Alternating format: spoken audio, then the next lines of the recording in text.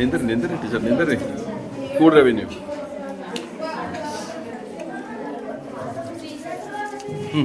ನನ್ನ ಹೆಸರು ಅರ್ಚನಾ, ನನ್ನ ಹೆಸರು ಸಕಲ್ನಾಥ್.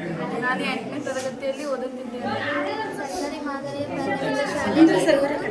ನನ್ನ ಹೆಸರು ಅಕ್ಷತಾ, ತಂದೆ ಅಡ್ಡಿರಪ್ಪ. ನಾನು 8ನೇ ತರಗತಿಯಲ್ಲಿ ಓದುತ್ತಿದ್ದೇನೆ.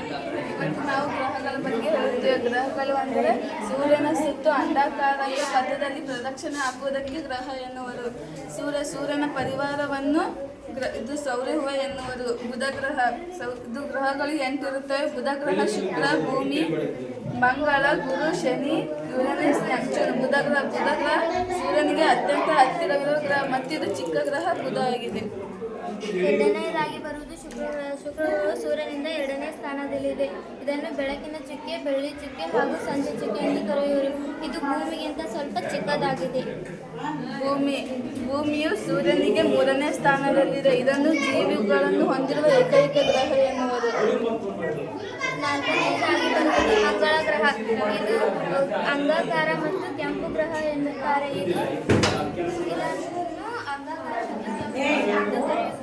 ಕ್ಷುದ್ರ ಗ್ರಹಗಳಿಗೂ 1000 ಕ್ಷುದ್ರ ಗ್ರಹಗಳಿರುತ್ತವೆ. ಮತ್ತು ಗುರುಗ್ರಹ ಅತ್ಯಂತ ದೊಡ್ಡವಾದ ಗ್ರಹ. ಇದರಲ್ಲಿ 1300 ಭೂಮಿಗಳನ್ನು ತುಂಬುವಷ್ಟು ದೊಡ್ಡದಾಗಿದೆ ಗುರುಗ್ರಹ.